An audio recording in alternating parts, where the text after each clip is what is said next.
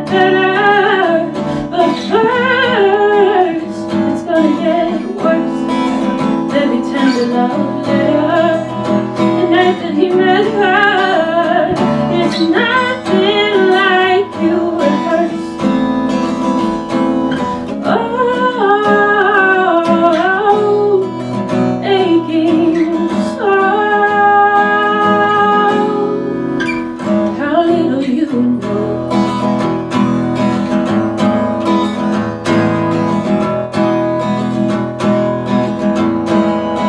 In this shroud of black and blue, the only way out is through.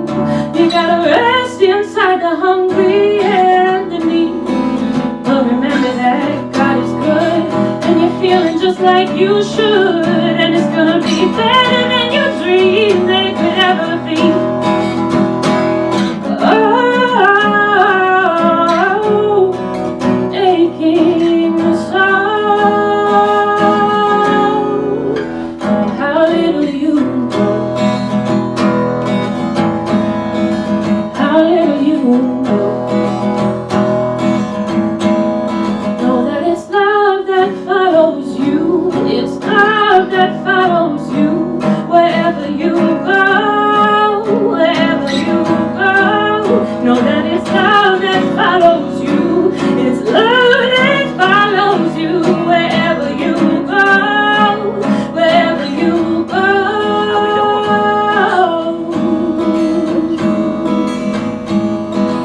And there's a sweetly hidden side to this here. Turn around the sun, you'll find the one.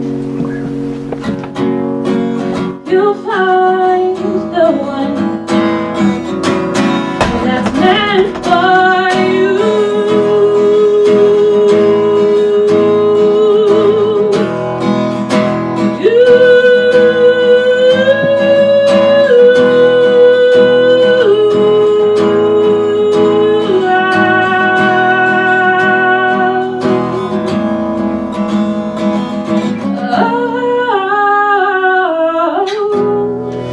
Aching so precious, so how little you know, how little you know, how little you know.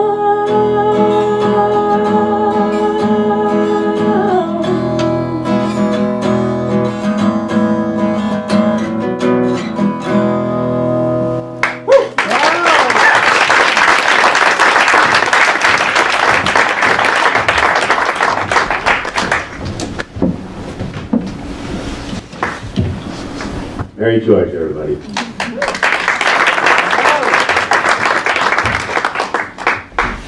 So Mary was a 2018 fellow for Arts Foundation of Cape Cod, and with support from the Arts Foundation, she has created a Christmas album called entitled Incarnate that comes out December 2nd. Any sad songs? Like, So it's a mix. yeah? Love feeling the sads at Christmas. It's the best. She has an album release party, album release concert, sorry, all ages album release concert at the Conservatory in Falmouth on December 15th at 6 p.m. So, welcome to the storytelling session. My name is James Barnes. I will be your moderator this, it's not the evening, this middle of the day. And we've got 3 stories for you, and then we'll do a Q&A at the end. It's kind of a Story Slam style setup, where each storyteller will get 10 minutes to tell a story. And with a 1-minute grace period, and if they get to 11 minutes, you will hear this. Oh, sorry.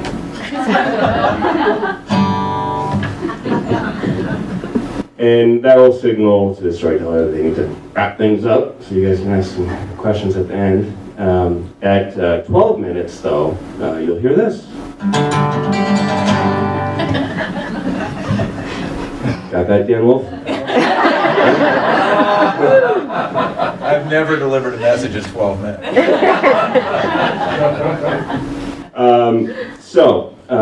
We drew numbers out of a hat to see who goes first, and our first storyteller today is me. I work for an organization called Capabilities. We support over 400 people with disabilities across Cape Cod, and I am an accidental storyteller. And my favorite color is blue, obviously. That was a great story. Our next storyteller. Hey, here it goes. When I was a teenager, I heard all the time that my dad was crazy. The people of Eastham all referred to him as just Wally, like he had his own first name only brand of crazy, like Kanye or something. I knew my dad wasn't crazy. He definitely wasn't Kanye crazy. He was just an ideas guy, you know, a visionary who from time to time had some bad luck. In the early 90s, his fuel oil business and gas station went bankrupt, and that kind of freed him up to do whatever he wanted. So he decided to knock down an acre of woods on our property and plant a turnip field. And that was way before that kind of thing was cool. After that, he opened a baseball card store inside of the gas station that was no longer operating, and he rented out the garage to a couple of knucklehead mechanics.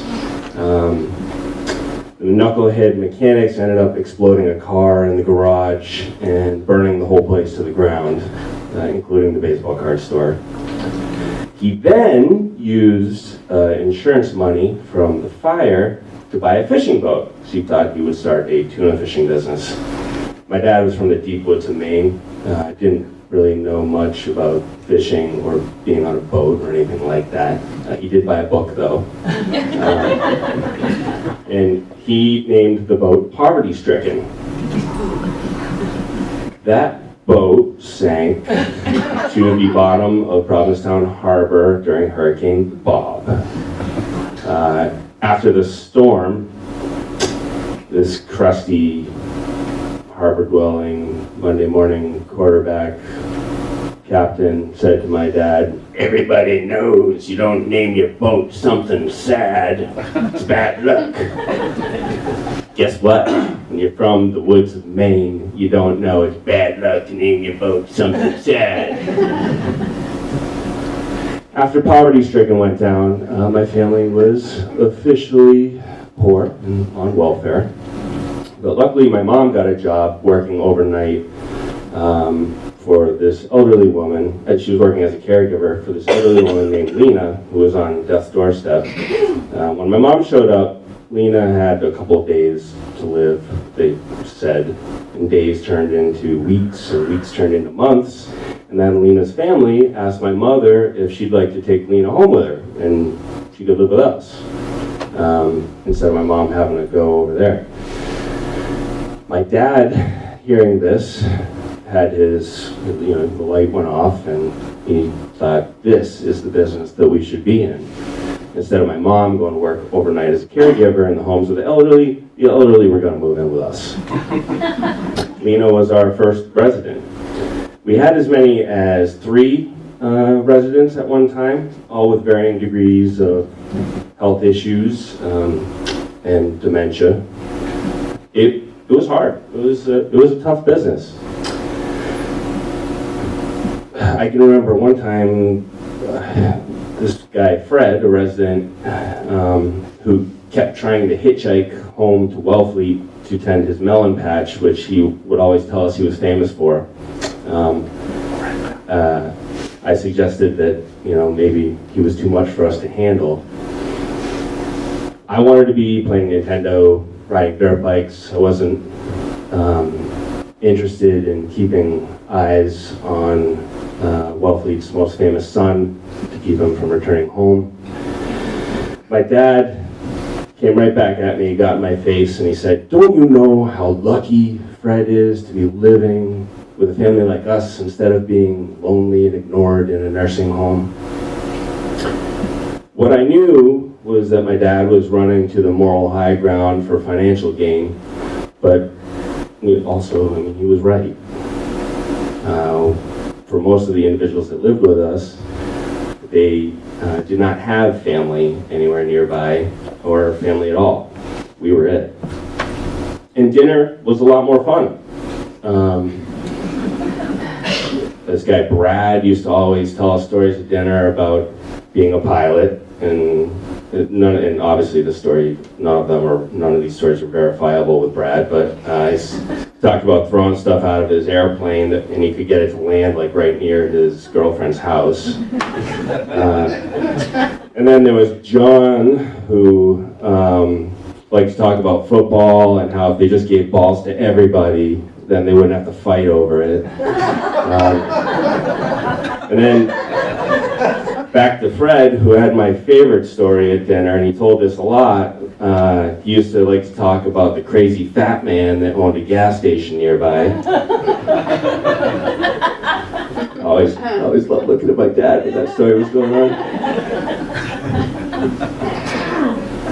When I graduated, before then, I learned a lot growing up in a house like that. Like, so much. For example, do not wipe someone else's butt like you wipe your own. It's like a first date.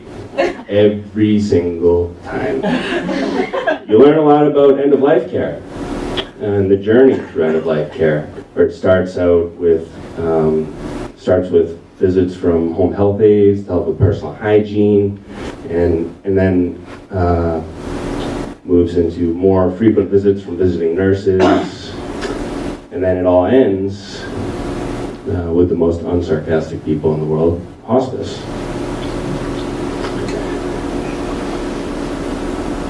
When I graduated from college, I did my best to find a job as far away from the family business as possible, which for me was an internship at Disney World. And my dad would call me like about every other morning, 6 a.m., sometimes earlier, and he would always ask me if I had been drinking the night before, because that must have been why I sounded so tired. And I would ask him if he knew what fucking time it was. Over our many phone calls while I was away, I noticed his speech was getting more and more slurred. It was almost like he was the one who had the drinking problem. When I returned home, shortly thereafter, my father was diagnosed with ALS. And I was shocked how much his physical appearance had changed in the time I was gone. And I was only gone for a little less than a year. And that's the thing about ALS. Like, the only way to slow it down is to be there, because you don't notice the decline as much if you're with the person every day. His symptoms had been there for years.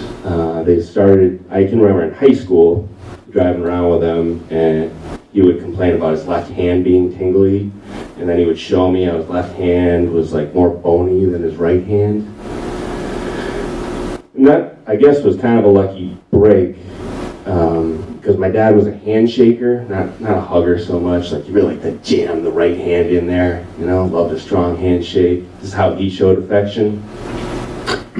Had the symptoms started in his right hand first, we probably would have forced a diagnosis years earlier, and probably it's better not knowing when it comes to ALS. My family was uniquely prepared to deal with ALS. We already had things like hydraulic lift to crank someone up in the air to get them out of the bed. We had wheelchairs and walkers and variable pressure mattress pads to keep you from getting bed sores. I got really good at the lift. Could crank my dad up in the air and I'd swing him around. I could drop him perfectly into the wheelchair. And he'd always give me a nod like, nice work. In the late winter of 2002, Wally was given 3 to 6 months to live. Within 2 months, hospice was coming by the house to see him, and in 3 months he was gone. One of the last things he was able to say before he lost his ability to talk was that he felt 100 feet tall to have his whole family caring for him at the end. It's like he knew the whole time what he was doing. This was his idea. He started this business while he was a visionary. Thank you.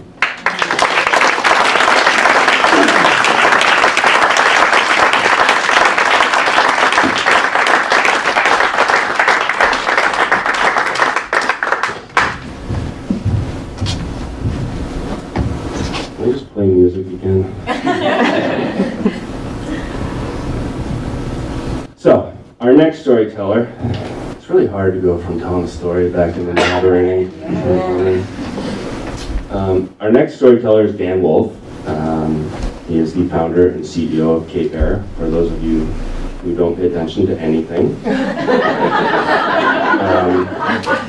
I would consider him a serial philanthropist. He's helped more nonprofits and people on Cape Cod than I have time to list.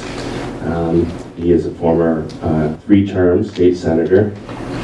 And fun fact about Dan, he always makes it a safe place for hugging.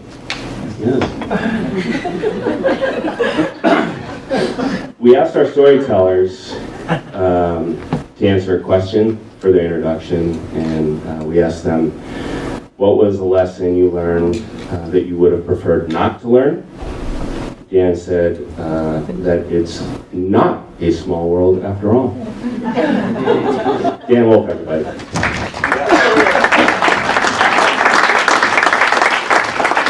Wow, what an intimidating honor this is. Oh my God, this is scary. I want to at the outset just say everything I say in this story actually is true, because some of this is going to stretch the credibility. So I want to preface it by saying there's one thing that I kind of a little bit just go out on a limb with. It's not 100%, but everything else is absolutely true. So if you put yourself into the just after 9/11 universe and put yourself in the head of someone who at that point was running an airline that had 49 airplanes, all of which were 9-passenger, all of which we were selling the front right seat with a set of flight instruments to our customers. We woke up on 9/12 thinking we didn't have a business. So in the shadow of 9/11, running an airline that flies the type of airplanes Cape Air flies was really problematic. And we also were really upset emotionally and mentally. I think all of us, maybe in this context, weren't thinking straight, because at that time, Continental Airlines, which no longer exists, but Continental Airlines approached Cape Air and said, we have an opportunity for you, and it's flying big airplanes. These are 50-seat airplanes where you can actually partition off the pilot and the co-pilot. So we said, that's a great idea, because maybe our business model has to change to airplanes that are bigger and you can make them more secure and stuff. So we said, yes, sign us up for that, because it was a great opportunity, and Continental was going to give us the airplanes and everything. And they said, well, after we said yes, they said, well, there's one little item that you need to know. And we were like, what? Well, your base is going to be out in Guam. Honest to God, I didn't know where Guam was, so I'm like, oh, that's pretty cool, I've heard of it. Anybody here know where Guam is? Okay, it's 8,029 miles away from here.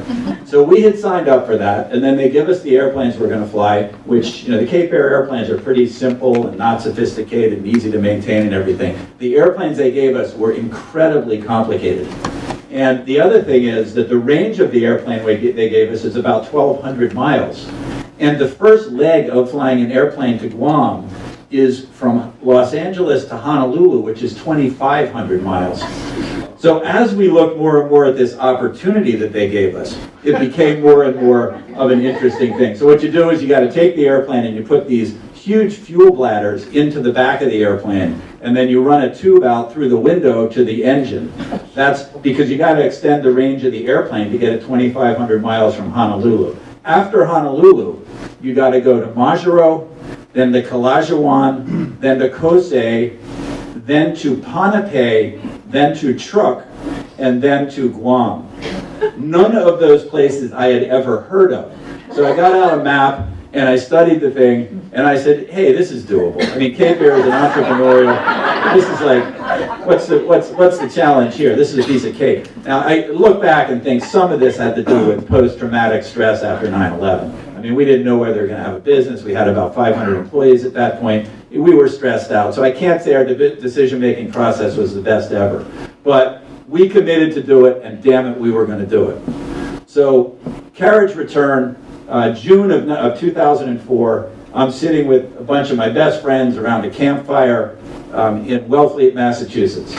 It's, mid-spring, the flowers are coming up, it's absolutely beautiful, campfire weather. We're sitting there, and the cell phone had just about been invented then. I had one of the earlier flip phones because we needed to stay in touch with the airline 7 days a week and all that. The phone rings, I don't recognize who it's from. Caller ID was pretty not sophisticated then. So I answer.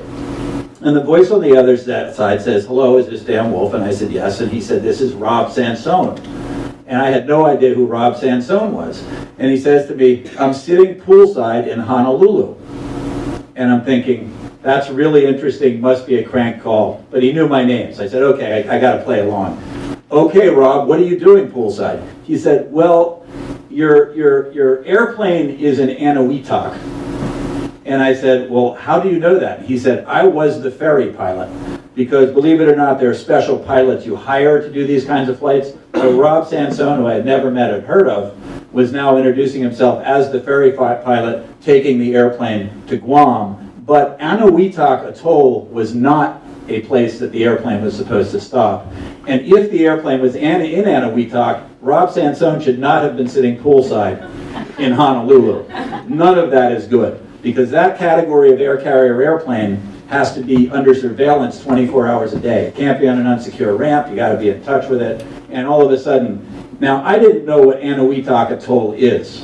So what I did is I quietly excused myself from the dinner and started to do some research on where our airplane was. Well, Eniwetok Atoll, remember, all of this is factual, is the place on the face of the planet Earth where the most nuclear devices have ever been exploded.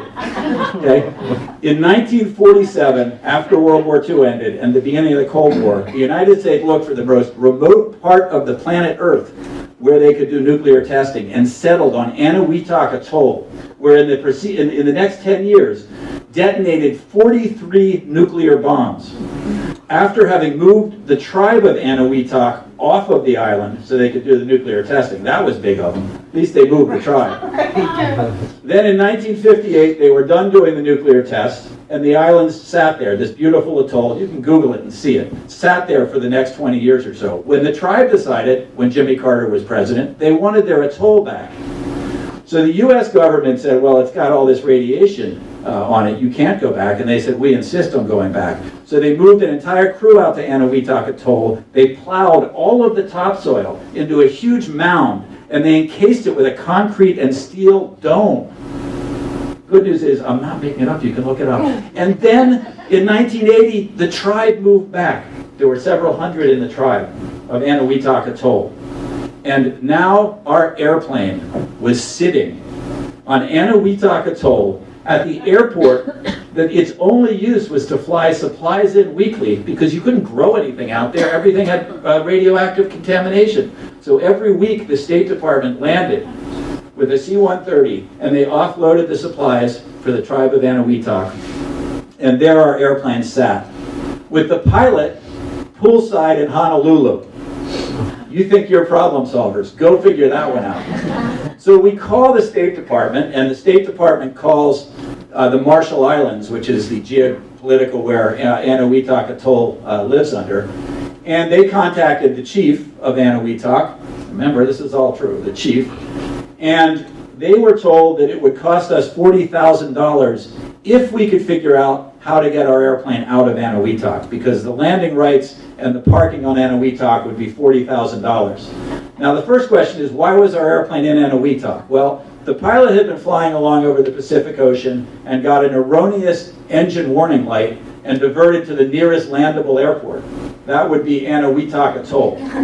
Where he then proceeded, this was a Monday, to say, oh, it's Monday, the relief plane comes in on Tuesday, I'm not staying with the airplane on Anahuac Atoll. So the pilot had left the airplane there. The chief wanted $40,000. We said back to the State Department, that seems a little bit excessive. So we settled on $12,000, but we still have no idea how to get the airplane off. The nearest island that you can launch a rescue mission from, it turns out, is Ponape, which is about 500 miles away. So we took a crew from Guam in a chartered airplane and flew to Ponape. We had a man and a woman in the crew, Russell Price and Tiffany Davis. And they flew down to Ponape, and I got a phone call when they were safely there with the airplane, about to go. And the State Department wanted the names of the pilots that were going to do the rescue mission. So we called up back to the State Department. We said, well, it's Russell Price and it's Tiffany, and they're going to be going up tomorrow. And the State Department was like, whoa, whoa, whoa, whoa. Did you say Tiffany? We said, yeah. Is that a woman? We said, yeah. They said, you cannot send a woman to Anahuac Atoll to pick up your airplane. And we said, why? Now remember, this is before the days of Donald Trump. Okay. They said, because if you show up on Anahuac with a woman, they think you are there to trade the woman for the airplane. And she will never get off of Anahuac Atoll. I'm not making this up. So I laughed. My initial reaction was to laugh. That's not possible. This is, this is 2004. But they were serious. So the way we remedied that is we sent the King Air all the way back to Guam to pick up her uniform. We didn't have another pilot.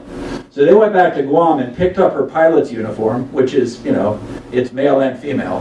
And she had a hat. And we dressed Tiffany up as a pilot. She put the hat on and tucked her hair up. And we flew the airplane from Ponape to Anahuac, where she had to then run off of our charter airplane and run up to the front of this big airplane we had to move and close the door and lock it so that no one would know she was there. Okay, that was the plan to get the airplane off of Anahuac Atoll. I also want to say that, as I said before, the airplane had to be guarded 24 hours a day. So the first question we asked the State Department is, the airplane, the pilot left it, is it being guarded? And they said, yes, no problem, that's covered. It's part of your $40,000 charge, which is now $12,000. I said, who's guarding the airplane? And they said, the chief is. Which I gotta say, given the options on the island, I guess that was the best. But they said, the chief is guarding the airplane. And to which I said, oh good, where is he guarding the airplane from? And they said, his house. And I said, well, you have to understand, they actually have to be at the airplane to guard it. He can't be doing it from his house, to which they said, don't worry, the house is actually on the airport, which it was. They had parked the airplane next to the chief's house on the airport. Okay, that's how that went. So the rescue mission the next day, we put Tiffany on the airplane with Russell. They fly up. We didn't know whether the airplane actually had a mechanical problem, but we were pretty sure it was just the warning system. So they fire up both engines, and zoom, they took off. And that was how we got the airplane out of Anahuac Atoll. Pretty amazing story. And that's why, my lesson learned is, you go to Disney and, it's a small world after all. It is not a small world after all. People who live near the Atlantic Ocean think that's what an ocean is. The Pacific Ocean is like a really, really big ocean. Really big, okay? And as I said at the beginning, there was only one small detail in this story that isn't the absolute and honest truth. And I guess to be a faithful, truthful storyteller, I have to tell you what it is. The fact is, we actually did trade Tiffany for the airplane. And she is living happily in the chief's house on the island of Anahuac Atoll. Thank you very much. Google Anahuac. It's a fascinating story. Thank you.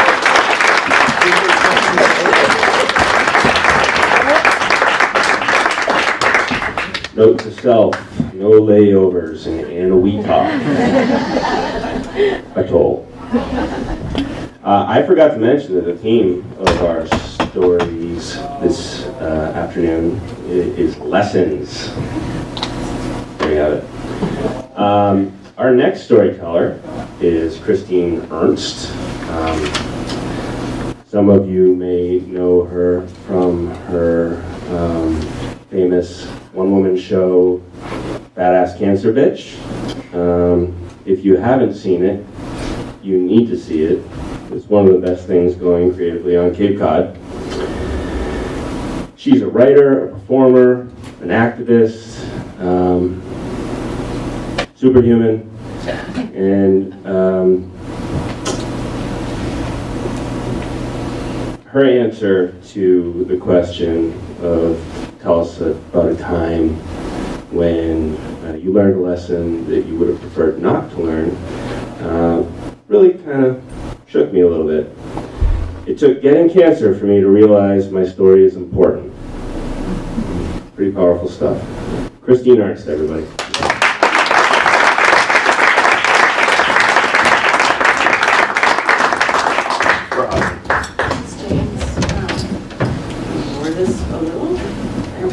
I'm going to tell a story that I've told a lot. Forgive me if you've heard it already, but I love to tell it, and it's important. I think retelling of it is important, especially in these dark times.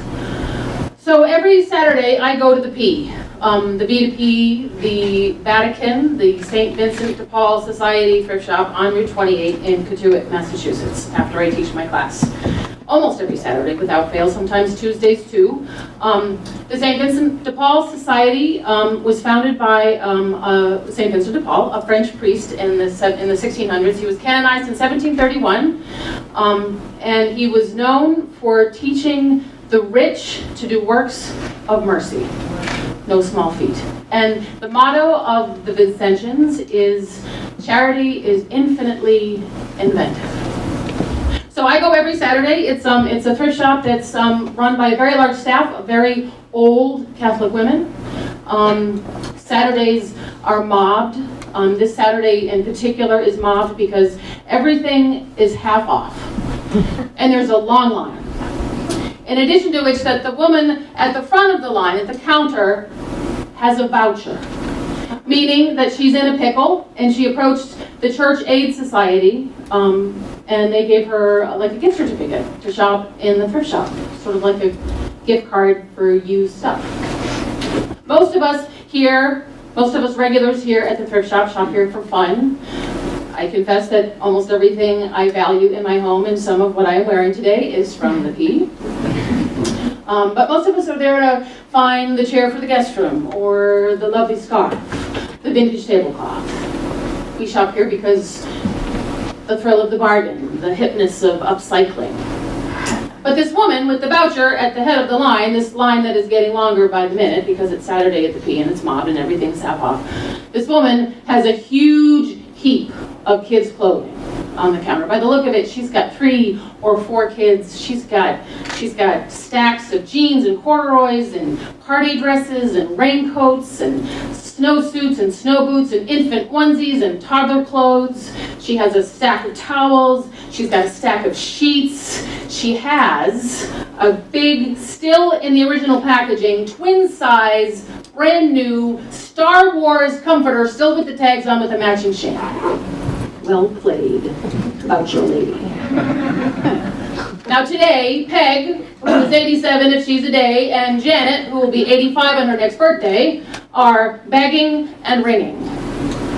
So slowly. They are bagging and ringing. Taking time to exclaim over each item. Janet, would you look at that? This is a hand knit. I'm a knitter. I ought to know. You pay good money for that at a craft fair, let me tell you. So very slowly, excruciatingly, really, they are bringing in and bagging this sale. The man next to me grumbles loud enough for most of the people in line to hear. Of course she has a voucher. Like, poor people are the bane of his existence. And the woman ahead of me looks back at the guy who just said that and rolls her eyes in agreement, as if this poor mother with the voucher is totally harshing her Saturday morning thrift shopping chill.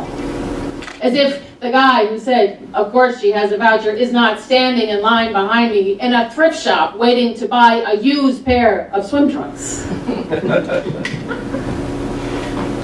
There's not a single thing on that counter for herself, unless you count the threadbare, mismatched towels.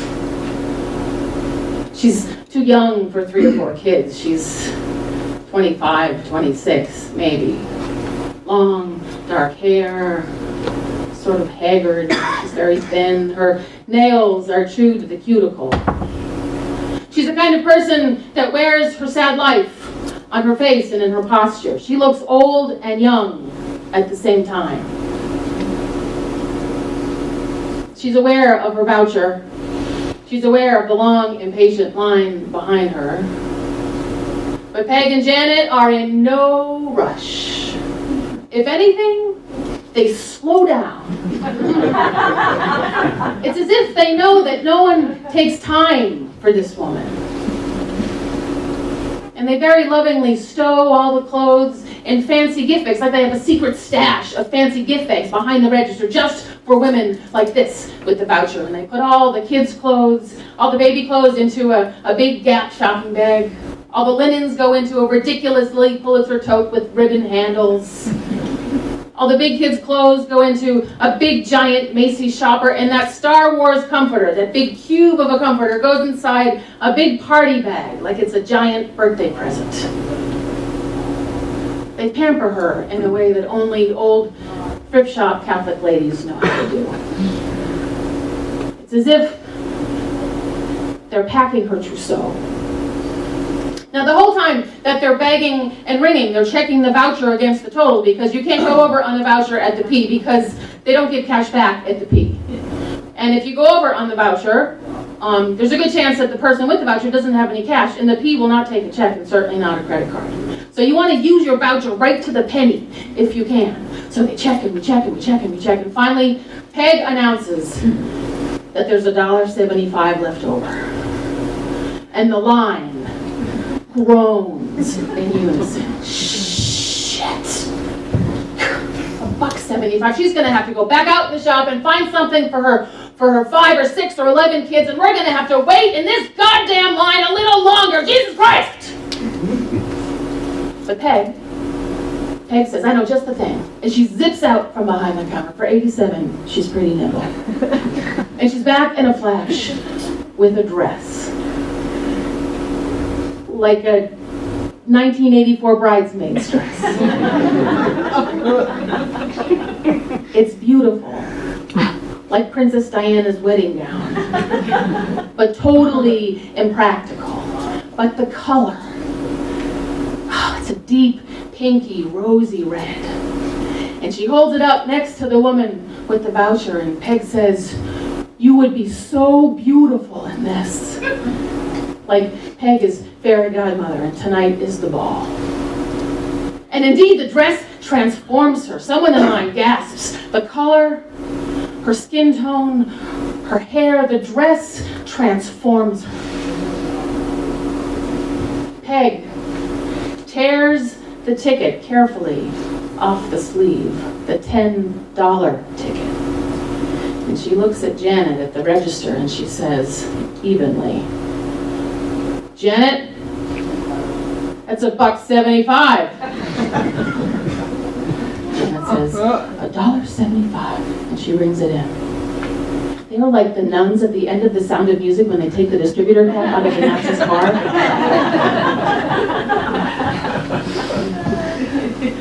And then Peg folds the dress.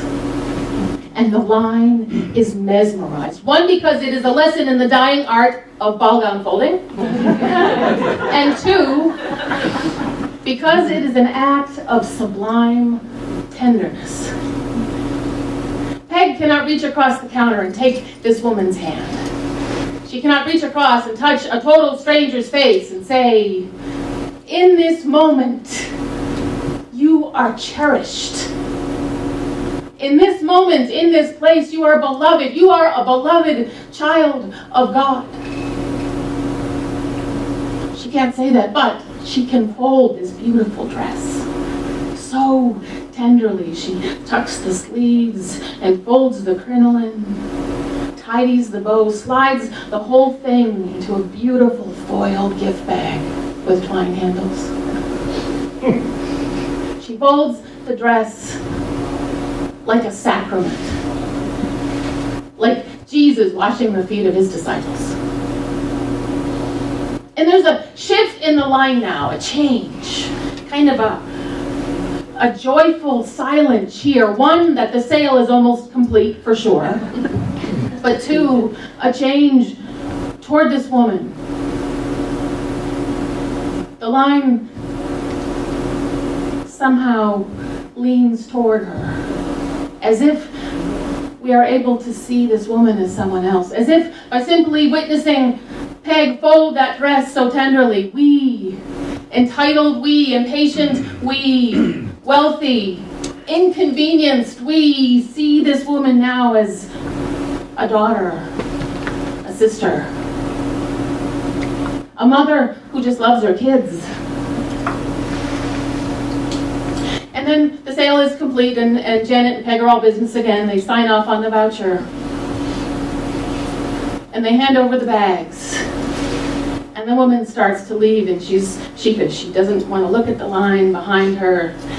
She quietly thanks Peg and Janet and starts to go. And then Peg says, "Oh, don't forget the big one, the comforter, that's a prize." And she hands over the big, square gift bag that looks like a giant present. And she makes a joke. And she says, "May the force be with you."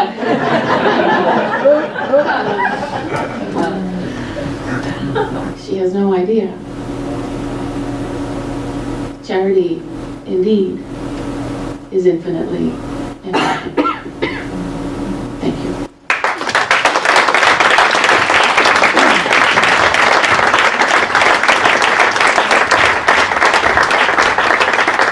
Christine Ernst. Really glad I didn't go after those two. Would have been the worst. It was bad enough going after the musician. So we're going to open up questions to the audience. We only have one microphone, so you can project your voice as much as possible. We're going to pass the microphone around the panel. And it does detach, which is great. Anyone have any questions for it? Yes, sir.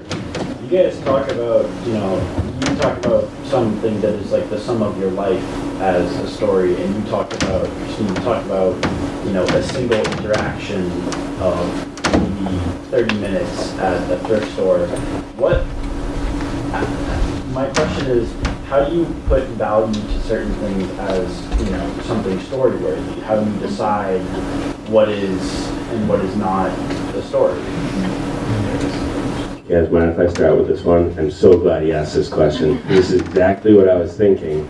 My story goes over a number of years, Dan's a number of days, and Christine's a number of minutes. Was it over an hour? I hope not. I mean, God bless Jan and Peg and vouchers, but hopefully it wasn't over an hour. Well, this is where I think everybody does have a story to tell. I mean, because for me, it's the only way, when I have a story that I think I want to tell, it's usually from a moment that I had. I'm like, oh, I want to make everybody feel like I felt in that moment. That's what burned the whole thing in my mind. And for me, the moment was when my dad told me how proud he was to have all of his family at the end. It was like I had the aha moment. And the only way for me to make everyone else feel what I felt in that moment was to tell you about the whole body of my dad's work and how nuts he was, but he really was, cared more about family than anything. So, and I'll let them explain how they came to their short story, but I just think the most important thing to keep in mind is everybody does have a story to tell, even if you didn't write the great American novel. You felt something one day that was really powerful, and how you tell that story, I mean, it's really up to you.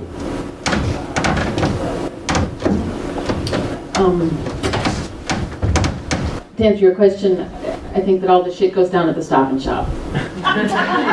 Or in your driveway, or in line at CVS, where you least expect it. I spent my whole life as a young person planning on being a writer, but waiting for the important experience to happen to me. And when I got cancer in 2001, there was the silver lining to that was awesome. I finally have my big important story that I can write about, and I can fill up my collection of blank books that I've been hoarding and waiting to pour my big important story into. And when I began to write about cancer, I was writing about having to shave my legs still, even though I was in chemo, and I was writing about being a single parent and having a shitty ex-husband. I was writing about my everyday. There's no lightning in the sky. So the story that's important, or is it the moment? Is it the accumulation of your important stories? I think the most beautiful things happen when you're not really paying attention. So to find those stories happening to me in a very mundane way, a very everyday way, I find them now at the thrift store and at the Stop and Shop and around my kitchen table. So there are no rainbows. There's no lightning in the sky. No one's gonna give you the great message that now is the time for you to start sharing your important story. Your story, the world requires it right this very minute. Yeah, I would say we didn't plan it, but I think it's really interesting that we had a life story with a family member, emotional connection that's over a life, and you have a story where somebody is able to connect through compassion and emotion and an experience which is very short term. And then you had, in my case, a what the fuck moment, where and everybody has lived all of those, right? Everybody in their own life has a story which is either a lifetime connection and evolution, that momentary aha, wow, this is a really powerful moment, or layers of sort of incredulous things happening that you just can't believe that this is a human experience. And the key to storytelling, obviously, is to connect to people and have them share that experience with you in some way. So I actually think this was a kind of a cool breakdown, which I thank you for the question, because you sort of forced us to think that way.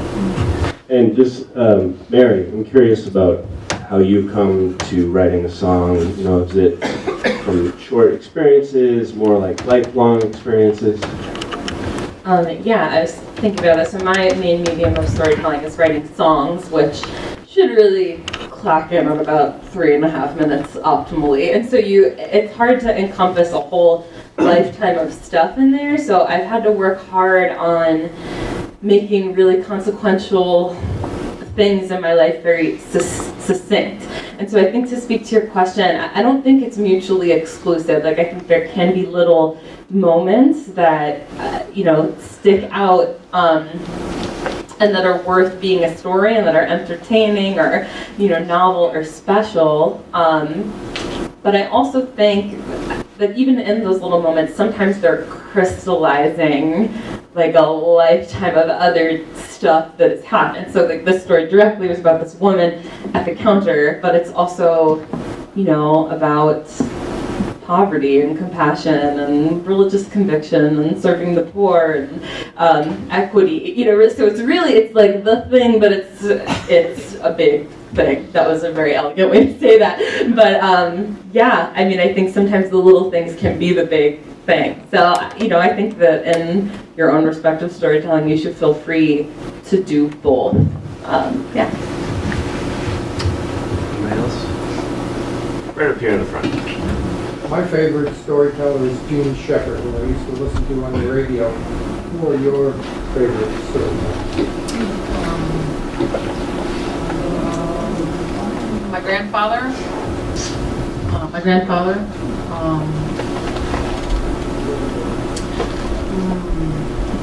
When I was a kid, I had a terrible stutter, and I admired people who could tell a compelling story elegantly. So I grew up watching old film and loving musical theater, and just drinking in, not so much storytellers per se, but beautiful thoughts packaged beautifully and delivered powerfully and compelling. And I envy them. You have it. Yeah, right now I would say the people sitting beside me, but my lifelong mentor in storytelling is my brother Jim, who for years has been a professional storyteller here on the Cape. And I actually got to, when I could barely even understand the English language, he's older than I am, so he would lecture me, and I guess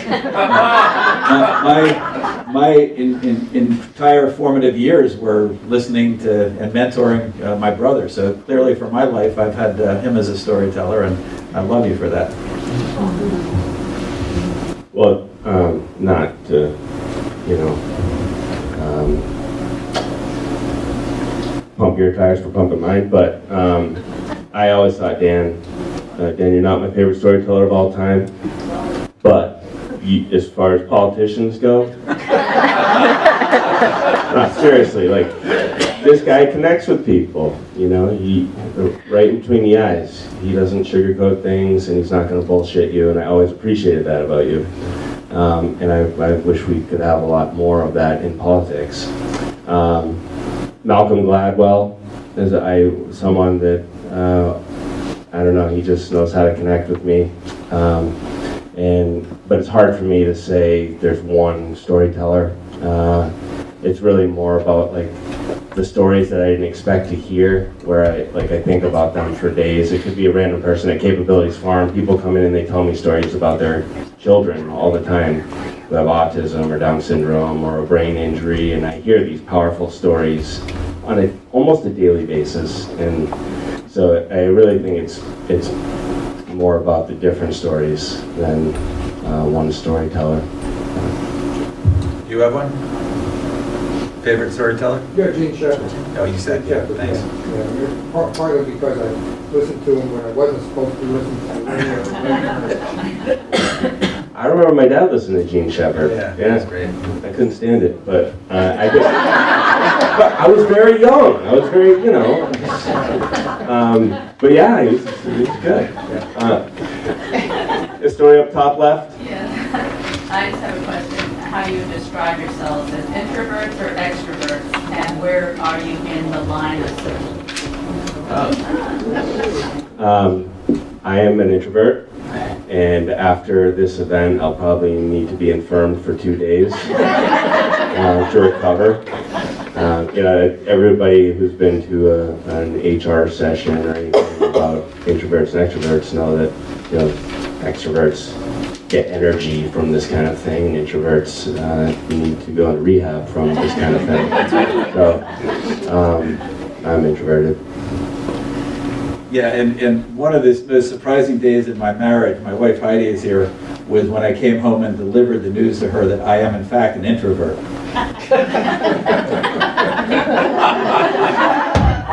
Yeah, and she was like, and then my 3 daughters were in the room too, and she was like, But, those who do the Myers-Briggs testing and stuff, and I think what James said is exactly right. One of the ways, if you feel exhausted after working in a room of people, that means that you are having to put out a lot more than you're getting in. And I think that's a great definition of, look at somebody like Bill Clinton. He gets more and more energy the longer he spends in a room with people. That is a true extrovert.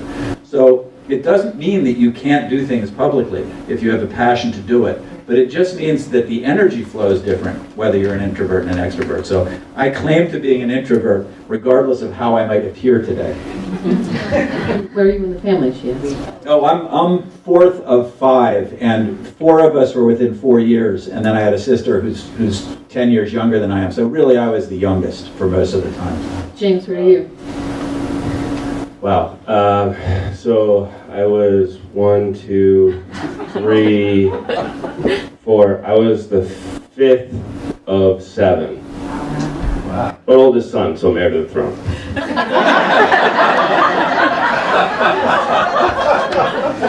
So I'm the oldest of 3. And I think I'm an introvert, but I play an extrovert on TV. And I think I'm kind of a hybrid, because I love the energy, the symbiosis of the storyteller and the receiver. It really is a fluid thing and an energy thing. Sometimes after a show, I want to run a couple of miles. But then the next day, I might just need to be by myself for a while. I'm extremely extroverted. I need very little alone time, and yeah, I work for the Cape Conservatory, which is across the street. It's a community music and art school. I'm the curriculum manager there. But prior to my current job, I was the campus manager of our Falmouth campus, where there are usually only 1 or 2 staff members on a daily basis. So I'd go home and tell my husband every day, oh gosh, like I feel so like weary from being alone all day. And my husband, who's a very very introverted guy, is like, oh, it sounds like my fantasy. Like, loves it. And I am also the 4th of 5 children. Right here. Sorry. In the write-up, you talked about the renaissance of storytelling, and you said that you were an accidental storyteller. And I'd like to hear more about your impressions of why we're seeing a renaissance in this art form, and if there's any venues on the Cape that can accommodate this kind of venue on an ongoing basis to create dialogue and conversation and just great stories. I think people are tired of bullshit. Honestly, and storytelling is, good storytellers are vulnerable. And Dan, in a meeting we had before the show, he talked about the nexus between vulnerability and honesty. And I truly believe that the most honest people are the people that are most willing to be vulnerable in front of people. So storytelling is just, it puts it front and center. As far as the venues on the Cape, I do think it's an underserved need. I really do. There are some Kituit Center for the Arts, which I'll let Christine talk about, has a program. There's a program in Woods Hole. There's a Mosquito in Wellfleet, but that only does I'll let Dan talk about that. So I'm done talking. I don't know, Janet? Yes. Oh, yeah, okay, yes. We do it all summer at Preservation Hall in Wellfleet. We're just starting up. We'll be starting probably in January monthly. So starting January through the winter? Through the winter and then leading into going back into Mosquito in the summer. Yep. Well, Because that's when the Mosquito show. is there anybody else who knows of a venue? Yep. Well, I've done the Woods Hole twice. Great. First time was I volunteered after going to dinner and having wine with my friends. It's always a record. That's how I started. And I saw you on the stage and did your thing. And I have to, now that I'm publicly saying this, but I have to thank Dan Wolf again, because through the Duffy program, I told him and gave him a simple gift, but he had bid on a trip to New York, and he said, no, I can't go, and donated, and my name was pulled out, and I got a ride on a very nice jet, and had that taken off my bucket list. So I have to thank you again for that, Dan. Thank you very much. And I've heard you play over at the Cape Cod Winery, I believe. Oh, was that you? Yeah, so, very good. So I would suggest all of these people. Thank you. There are some story slams that kind of pop up around Cape. Some at Cape Cod Media Center and Dennis Chambers, but there's some at Cape Cod Beer. I think once a year they do a huge story slam. So you can always find those. There are a lot of these Facebooks that do that. The Eastham Public Library has had an annual event called Storytelling in the Pines, Is that going to happen again? possibly this coming winter. Fantastic. And I know that there are people here who run venues. I know Janet with Prez Hall and Nina Schuessler is here from Cape Cod Theater Company / Harvest Junior Theater. Afterwards, with James's thing about vulnerability and storytelling, I want you guys to circle up and decide. I've decided I want to start something called naked storytelling, which would allow us to really be vulnerable while we're telling stories. I don't know if you can combine that with this sober social thing. Naked, sober storytelling. Wow. And I host a monthly open mic at the Katuitt Center for the Arts, the Salon of Shorts. It's a 5-minute mic. It's always a beautiful, welcoming audience. Some of you have spoken there before. Bring story, poetry, song, stand-up, interpretive dance. We take all comers, and it's never daunting. And it could be daunting, but there's wine. You can go online and find us on our website. You just show up and sign up at 7. You don't have to reserve in advance. We'd love to have you. The Yarmouth, the cultural center, the center in Yarmouth, they had the sober socials, and the sober socials became like a traveling thing. And no, it's not AA storytelling. It's actually just storytelling on a Friday night where there's no alcohol. So they, about 1 out of every 4 of their events have been storytelling over the last couple of years, I guess. Year and a half. Monthly. Sounds like we need a list. Someone needs to start a storytelling blog. Yes, sir. Brown jacket. When you feel a story coming on based on some life event, how much truth bending or how do you decide the amount of truth bending, whether to be true to the actual events or true to the story that you think is behind them or you want to get across? It depends if my husband will be in the audience. For the most part, there's very little bending. Occasionally, I'll adapt a piece for the holidays because I often do Cavalcade or Yule for Fuel, and so sometimes I'll take one of my pieces and give it a holiday setting so it sort of fits in with that event. But I find that the true story is always the most authentic one. So embellishing it takes away from my ability to make it as compelling as it is. Well, Christine, you say, what's your famous line? Oh, the truth. Yeah, go ahead. The story will save us. Oh, the story will save us all. Is what I always say. And because it's true. And in an era where the truth is no longer true, we need the truth to be true again.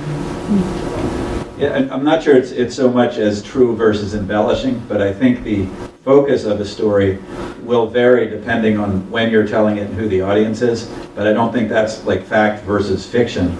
In this audience, I was petrified to actually tell people honestly that we had traded a woman for an airplane, for example.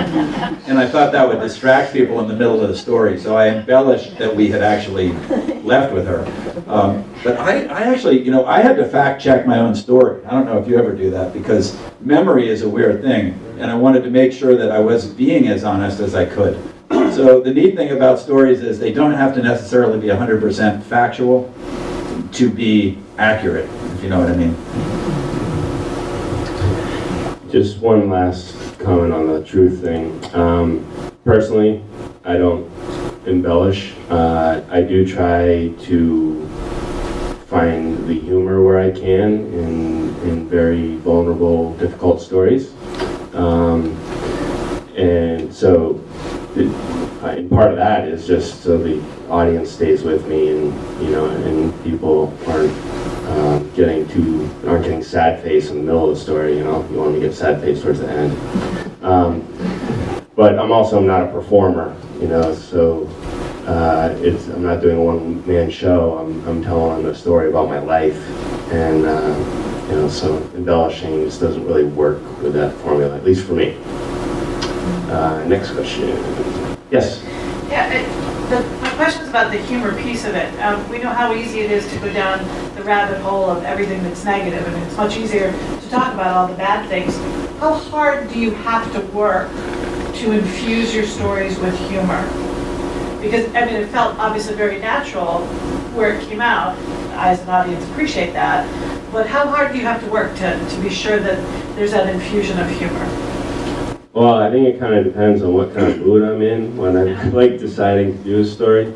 But I mean, my family is hilarious, so telling any stories about my family, it's always going to be funny. I mean, it's like a coping mechanism. I mean, one of the funniest stories to me was being like locked up in a mental hospital. Like, I know it sounds crazy, but it was hilarious. Other times, I mean, there are stories that I just won't tell if I think the audience is, like, the audience needs a lot of humor. I guess it's just on the story. Yeah, I mean, I always say the two of the most important characteristics of any relationship, whether it's a leadership relationship or not, are humor and humility. There is nothing that drives humility more than trying to be funny in front of a group of people. It also makes people feel really sorry for you. So you've like got them, because if you're trying to be funny and you're not, it's like very. So I think as far as making the connection with people, humor is one of the best ways to do it. But it's also a really vulnerable way to do it. Yeah. I think I only will put a story to paper if there's humor to start with, and that's often the leaping off point. Like, oh my God, that was so funny. Why was that so funny? Often it's ironic or it's twisty funny. But if it's not, then I have no hope of telling a good story. I think when it comes to storytelling, whatever medium that you use, you're gonna reap what you sow in your life. So I found that people who cultivate a certain type of persona, like that comes out in their work, they're a shallow person, they're gonna shallow work. They're a person that finds humor in life, they're going to find the humor in the work. It's a person that's negative all the time, you're going to see the negativity in their work. So I think that the first step to becoming an artist is living an introspective life and cultivating your person, and that's going to come through in your story. So I don't view storytelling so much as like, okay, so how do I learn how to put humor into my story, but I try to see the humor, the light side of my life, and then that comes forth in the work that I make. So I think that, the first step to being that true artist and telling that true story is living a true life. There's a question in the middle over here before. I was just on the truth, the honesty thing, the truth. I heard you say Fred Bell when I was telling the story. Was it Fred Bell? Yeah, it was Fred Bell. Yeah, I normally wouldn't say the last name of a person in my story, but because you did, I was like, oh, I wasn't sure that it was, but it came to my mouth. Fact checked right here. I remember that he grew melons. Melons! Legendary. So ironically, I believe, having told a lot of stories, and especially kids, the bullshit meter, if you really have something unusual that is just really out of the ordinary, and it's funny that Dan was the one that played with, what do you think really happened? Because I know that it's a lie, and because I Googled Ms. Davis while you were storytelling, and she does not have an address on whatever that island was. But,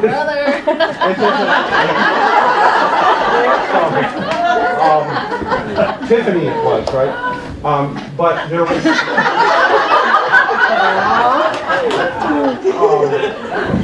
But it's funny that you took that and you took it to the end. You took it to the end because what I found in my life is there's a couple of things that have happened that have been extremely unusual. Where I was out at 4 o'clock in the morning or something, and I saw something in nature that I never could tell anybody about it. Frankly, the things that are so unbelievable in life, often you can't tell them in stories, because the most important thing, I think, when you tell a story is that you are a reliable narrator, that you gain the trust very early on.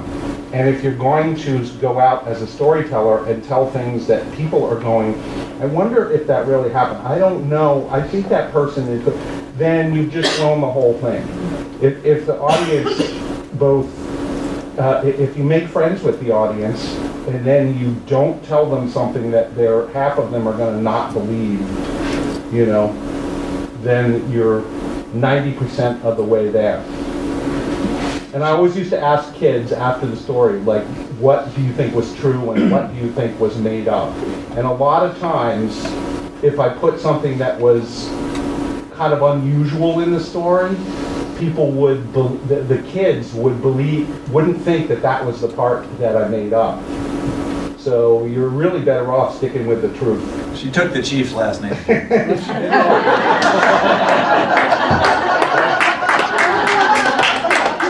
Really not a progressive.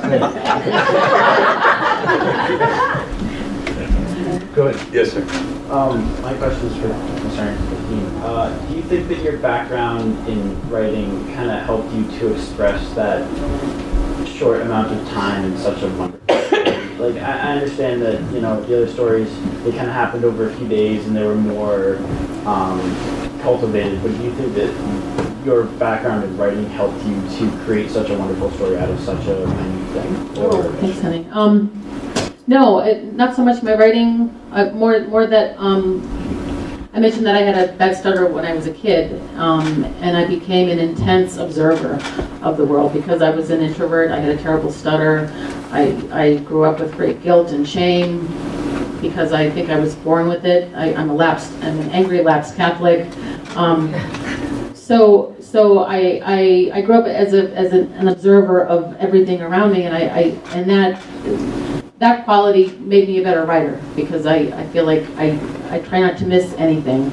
In those moments in thrift shops and in lines at CVS and Stop and Shop, there's beauty happening all around, and a lot of us aren't clued into that. And so the details, like how old Peg was or how old Janet was.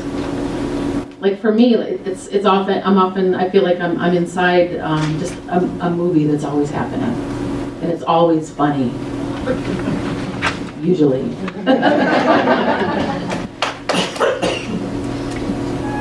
Yes, sir. I just want to just mention the Red Sox because there's a story happening that's related to their success directly, but it's different. It's Alex Cora. Alex Cora has introduced the idea in baseball of the humble at-bat.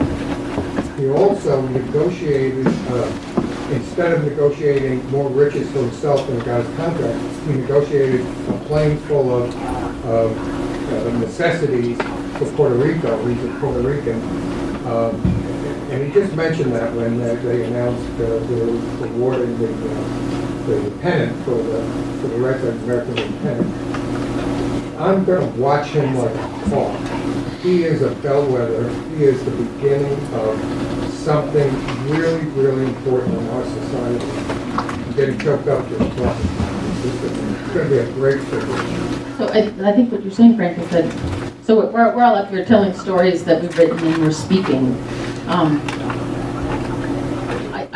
When I ask someone what is your story, and oh, I'm not a writer, I say no, what's your story? What's like if I were a baker, I would be baking my story, my contribution, the way that I would express my love and gratitude in the world would be through that vector. Or if I were an architect or a builder or a painter, it is all story. And for you to connect the stories that we're telling today with the good deed of a major athlete. Well, he's the manager. I'm sorry. For those of you who don't follow baseball, he's the new manager, first-year manager, just turned 43 yesterday when they won the pennant. Really, he's a genius. He's a humanitarian. Colin Kaepernick kneeling is a huge story and an important story. These are these stories of our humanity, and when they pop up in unexpected places, is when it becomes the most compelling and the most powerful, I think. Anyone else have a question? Go for it. Are your expressions, because I've noticed you all from the minute you did your song, does the expression that you have come out naturally?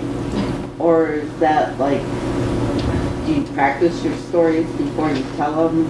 and you work on the expression and changing it, it just seemed so natural. It was like not so much with you, Dan. But. Could I address that? I mean, we have like some professional performers here, and I don't know, James, how much you do this, but you know, I felt like I was a high school player stepping in, you know, into a Red Sox environment. This was like really intimidating. So I think, I mean, you work on the craft. I do, but Yeah. if I'm doing it right, it feels organic. I don't feel like, oh, I should move my arms a certain way. Just it's how I've always been, and I'm sort of, when I was a kid and silent, this is how I imagined my grown-up life might be. That's a lot.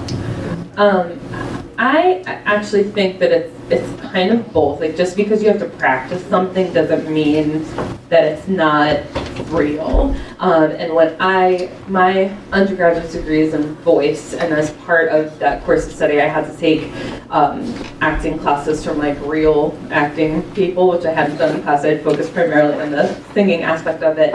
And I had always thought that putting forth emotional expression while singing, especially when you're singing somebody else's song, like if you're in a musical or an opera or singing an art song, it's someone else's words, someone else's experience.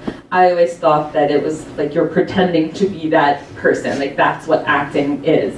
But when I was really able to learn from people that were experienced in the craft, what you are digging for in that is actually like feeling those feelings. So art really helps you to feel all your feels. And then even if you are putting forth somebody else's work, as you might in music or storytelling, you are still going within yourself to put forth an authentic expression of that. And I think anybody, even without a trained eye, can tell in a snap if you're just acting like somebody who feels this, rather than... That's what I felt with you, was I could tell when you started changing, the story was changing in the song. You had the most natural smile that came with it, so it was authentic and it was genuine, and that's appreciated by being it. But thank you.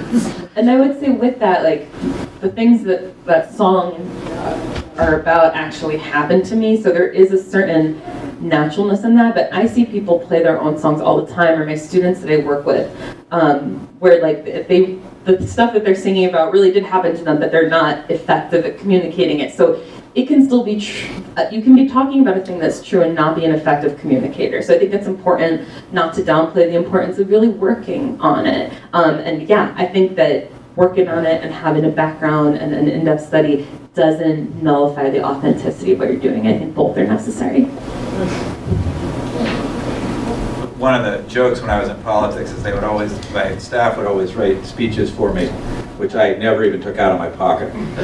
Because I think part of this is interactive, and I really believe in being extemporaneous. I mean, I think that's part of honesty and vulnerability. So I think you develop the ability to do what you see these professionals do. And over time, you just become more comfortable allowing what's up here to be expressed by your body and by your words. So I think that's the part that is the craft that's learned. Not learning how to move at a specific time, but just liberating yourself to do it. I have a rule for myself where I will only practice the story once all the way through before I do it in front of people, because like I want to make sure that I encapsulate that raw emotion. I don't want to cry when I tell a story, so it helps doing it all the way through once, because it does still feel real. But I can remember the one time where I did, like I said, I'm not a professional storyteller. I've been on a lot of story slams, but the one time I was in a very large venue with a lot of people, and there were producers involved, and you had to practice the story for the producer, and honestly, it was like the worst story I've ever told. And I hated myself for like doing that to my story. And I'll probably do it again. If I got the opportunity to, tell a story to, a few thousand people, I'd probably do that. But I just got to be raw. That's all the time we have. Do you have a question over here? One more question? No? All right. We are all done. Thank you for putting up with me. I feel like a player coach tonight.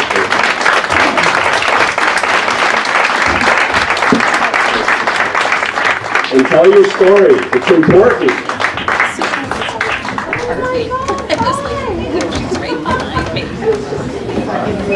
What are we doing there? I stopped it.